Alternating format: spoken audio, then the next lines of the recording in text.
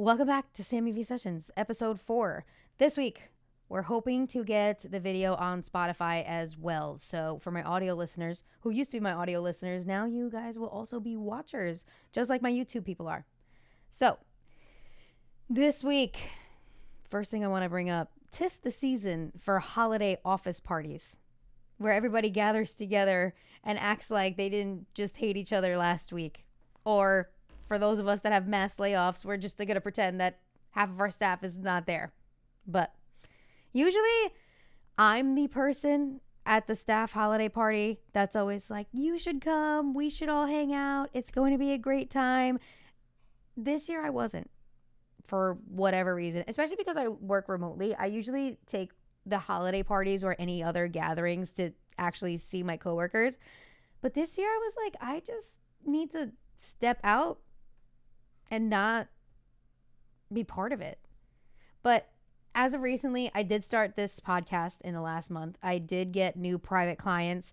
I'm just so busy with my 9 to 5 and my gym job and the podcast that my social battery's at a complete zero. I don't feel like going out with friends. I definitely don't feel like socializing with coworkers. I just don't have a lot of time to myself, that when I actually get the opportunity to just chill, the last place I want to be is with my coworkers. I love y'all. From my 9 to 5 and my gym job, I love y'all, but it was not happening this week. And my 9 to 5 was on Wednesday and my gym holiday party was on Thursday. Was not happening. I've just been super busy. I've been in grind mode. My friends will tell you it takes me 5 to 7 business days to text you back. Like, I might text you back once or twice and then I might be gone for a few hours. But if you ever need me, and those of us that actually need me know to call me, FaceTime me. I will always pick up. Other than that, you're going to get a call when I'm driving to or from the gym. That's where I got time to chit chat during the day. So if your office party is coming up, if this past week there was a lot of them, but if your office party is still coming up, my advice is, if it's not an absolute, yes, I want to do this, I'm excited for it, don't go. Save your peace. Really, just save your peace. That's okay if you don't want to show up. It's okay. There'll be other ones. My 9 to 5 holiday party, I was teaching that night. I was teaching cycling, so that was easy to get out of. I was like, oh, just working. I have to work. Like, I can't go anyway. But the gym holiday party, they had given us, I teach Thursday nights, but they had given us off so that we could all attend the holiday party. And even that, like, you could not get me out of my house. I was like, this is the first Thursday off that I have in a very long time. I'm not leaving my house. I did have a lot of FOMO, especially from the gym holiday party. Like, they had it at like a lounge with games and pool and all of this. It was nice to just have some time and just decompress from everything and actually enjoy a Thursday night with my husband. They kept throwing in our face, like, anytime I talk about the holiday party, they're like, open bar. As somebody who doesn't drink like that, if I drink, maybe I'll have 1 or 2 glasses of wine, but I'm really not a hard alcoholic drinker or a beer drinker. So open bar does not impress me in the slightest at all. So like I said, they had given us Thursday night off, and like, I work 6 to 7 days out of the week. So I very rarely get time off to myself. So after work, my brain was on, you should work out, you should be doing something, you should do this, you should do that. I had to force myself to sit on my couch, actually sit in a chair next to my husband so we can do some Christmas shopping for our nieces and nephews. When I tell you, I love those children so much. Those children are the absolute light in my life. Me and my husband have not conflicting views, but we're not fully decided on whether or not we want to have kids. So right now, our nieces and nephews, we love them to death. I take them on vacations. I buy them a whole bunch of stuff for Christmas that they probably don't need, but just spoiling them is the absolute, it's just my favorite thing in the world. I think even people with children will tell you there's nothing more special than being an aunt or an uncle. There's definitely a different bond there. This week in music. Yes, I'm going to be talking about Young Miko again, but very short. So y'all thought I was jealous about Friday night? Saturday night, she went around, I guess the camera crew gave her like a little camera, and she turned the camera, and who was standing next to her but Rao. Raul Alejandro made a surprise appearance. I don't know if he performed per se. I think he was just there, like hanging out, and of course the crowd goes wild. But to be a fly on the wall last weekend at El Choli would have been a dream come true. But we're just gonna have to wait for the next Young Miko concert at El Choli. So I've been wanting to talk about this since the beginning of the podcast. I just haven't had the time to. So perfect time to.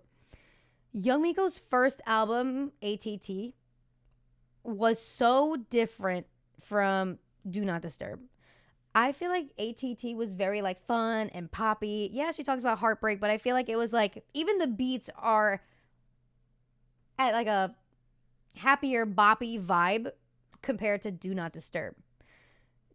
She's 28 years old. She's an adult, but I feel like Do Not Disturb was like her coming of age album. Like ATT was cute, like as like a intro. That was her debut album, but I feel like Do Not Disturb was her like, toma, like this is who I really am. It's dark, it's sexy, I keep wanting to say more adult, but she was an adult when she released that first album too. It's just mature. That's the word I'm looking for. It's definitely more mature, or mature versus ATT. I love both albums. I've been listening to Do Not Disturb a lot lately, especially after watching it, after like seeing TikToks of her in Choli. But what I can say is, with Do Not Disturb, I did not think that that could be like a concert bop album. I thought it was a little too slow. Like, how are you going to like sing these songs and be all sexy? And then I'm like, oh, it's young Miko, the leader of the Mikosexuals. She'll be fine. She got this. And she did. And it was great. And I wish I was there, and I'm super jealous. I also love how young Miko's chronically online and always reposting somebody's video or always in the comments. It just makes my entire life. This week, ROSALÍA tickets went on sale for her Lux tour. While I'm not a big fan of ROSALÍA, I do love a good tune that I can belt out. I'm not a professional singer in any way, but I do enjoy singing. I have had some professional singing practice before, but I do enjoy singing. So Lux is a very great album to like run my chords and do all the things. So I kind of did want to see this concert. Y'all said nope. Y'all said absolutely not. Actually, I saw people waiting on the Ticketmaster queue. 20,000 people ahead of them. Like, what? I'm never going to get my hands on those tickets. And it's at Madison Square Garden. I'm jealous. But they did open a new date. I didn't even try for the new date either. With Lux and all the different languages she has on that album, I think it's going to be so interesting to hear a crowd like singing in different languages. Now, ROSALÍA is somebody that's trained musically in different languages, and I think she speaks different languages. She also spent a lot of time making this music. Like, I know she was in an interview talking about how there's like a Japanese section of one of her songs, and she really wanted to make sure it was said right and it made sense in that language. But not everybody in the crowd is going to speak all these languages. So when people are singing these songs, I wonder if they're going to sing it like accurately, if the crowd is going to sound accurately, or if it's just going to sound like people hitting notes because they don't know the actual words. I can't wait to see the videos for that either. I feel like it's going to be a great tour as well. Now, back to people not being able to actually say the words. It's no hate whatsoever. Go enjoy the vibes. I'd be there for the vibes too, just not speaking the language. I mean, I'm sure people do it now, especially with Bad Bunny coming up. There's people even who speak Spanish, like, or who understand Spanish. I'm going to shout out my No Sabo kids who would just be like mumbling the lyrics along the way. So it's fine. No hate to ROSALÍA and her different languages or anybody who enjoys her concerts. I just think it's going to be funny listening to everybody sing different languages. So let's play a new game, a new segment for Sammy V Sessions called Where in the World is Benito? Where is he this week? So he is in Mexico this week. He's done the Dominican Republic. He's done Costa Rica. His Costa Rica little Instagram stories was so cute. We saw him exploring, going to like waterfalls. He was drinking wine. He must have went to like some kind of winery, but that was super cute. Now that he's in Mexico, I don't know if it's around the airport, but like I saw TikToks of billboards that said like Bienvenidos a Mexico, Benito, and it had Concho and just the vibes in Mexico, I'm sure, were immaculate. I'm always going to shout out his team that's working with him, because we all know that it's not Bad Bunny alone. So shout out to his team for making this experience unique to every country that he goes to. Like, they're like tailoring the experience. Everybody gets like a new intro. Everybody gets like Concho saying different things. But another thing that's happening in this concert is special songs. So every night there's going to be a special song that they say is not going to be performed at any other concert. So on 12/11, what was that, Friday night? Friday night, they got Perro Negro, and Fade came out. Fade is one of my absolute favorite artists as well. I will talk about him sometime soon. But that is my jam. I love that song. I love that Fade came out to perform with him. And then on the 12th, there was no special guest. But that's because the special song was Amorfoda. I'm jealous. I've been to 3 Bad Bunny concerts. I don't think at any of those did he perform Amorfoda. That's one of my favorite songs. I am a happily married woman. I love my husband to death. But put that song on and I am a broken-hearted woman about to go hit these streets and do whatever I please, okay? I love that song. I'm so jealous that Mexico got it. But they did a great job singing it. I was listening to the crowd. It's probably my top 5 Bad Bunny songs. He's still inviting people up for Acho PR es otra cosa. Like, he's still doing that. The guy that did it on 12/11 killed it. The concert I went to, the residency concert that I went to in August in PR, whoever our person was, sucked. They sucked so bad. It was so bad that they had to bring somebody else up. This guy in Mexico should have done it for every single concert. He did it so well, and I was so impressed. But we need to have that energy every time. So if you're going to see Bad Bunny in a different country, if you're in a different country and you're going to see Bad Bunny when he stops by your country, make sure if you're pulled up for Acho PR es otra cosa, make sure that you set the tone. Don't put in anything extra. Don't put in anything new. Acho PR es otra cosa. Period. That's it. Hit the button. Let the song start playing. Bad Bunny Japan dates. When are we getting those? I'd like to know when those are coming out. I will be in Japan in March. Will I see Benito in March? Stay tuned. I've been telling my husband, we're going to Japan in March with a group of friends. I've heard that for Bad Bunny, like for any tickets in Japan, it's like a lottery system and you have to have a Japanese phone number, etc., etc. I have faith. We're going to be there in March. Somebody, I'm going to make friends with somebody. Somebody's going to get me a ticket. Like, do box offices exist in Japan? Can I get like a nosebleed seat the day of the concert? I'm going to be staying tuned. I'm going to keep y'all updated too, because I want to see Bad Bunny in Japan. I can't even think of the name of the song that he sings in Japanese, but whatever. That's besides the point. I want to see Bad Bunny in Japan. I'm going to make it happen.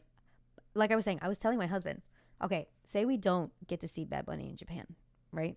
What if we just walk into a random ramen shop? Follow me. There's a group of people.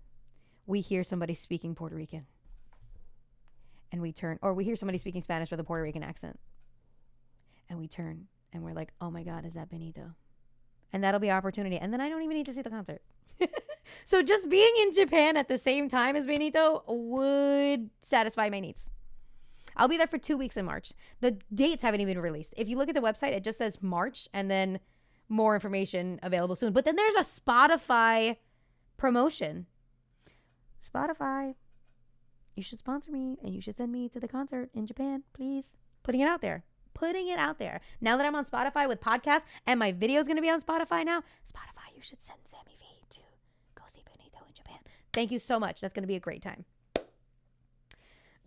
More in music this week. Kehlani took the socials this weekend. I don't remember if it was Instagram or TikTok. I couldn't find the exact video. I was just looking at it through somebody else's page. But she took to socials and she said, I don't know who needs to hear this, but Folded doesn't have a single sample in it. Mic drop. Because I could have bet my life that Folded sampled Confessions by Usher. There was a lot of people who said the same thing, but She said there's no samples. I think it just sounds like the classic R&B beat to it, and that's why it sounds familiar. But she said there's no samples in it. So go Kehlani. You telling her she's coming out with more songs too. I feel like one of her TikToks said like, "Are you done folding laundry? Like, can we move on to the next to my next single, please?" She's living right now. I love Kehlani. I can't wait to hear her new songs. But also shortly, I think I'll get into this the next episode. Sierra dropped an album. When did that even happen? Let's see when it actually came out. On November 14th, and nobody told me about it. It is December 13th. I had no idea she dropped an album. These PR people need to step up their game. Okay, last but not least, my favorite segment of this podcast, Song of the Week. Song of the Week, I'm going to have to go with Young Miko. Surprise, surprise. No surprise at all. Traviesa with Eladio Carrion. And please, these two need to never stop making music together. Their songs together are my absolute favorite. So make sure you go listen to Traviesa. Make sure you listen to Eladio. Make sure you listen to Young Miko. And before I go, please, if you listen to this podcast, share it with a friend. A comment goes a long way. You can rate it on Spotify. You can give it a thumbs up on YouTube. You can comment. Please subscribe to me. You can follow me on Spotify as well. I'm trying to grow this podcast. I'm trying to find my people. Share it with somebody you know. Share it with somebody you don't. Repost it, whatever the case is. I love you all. Have a great rest of your week.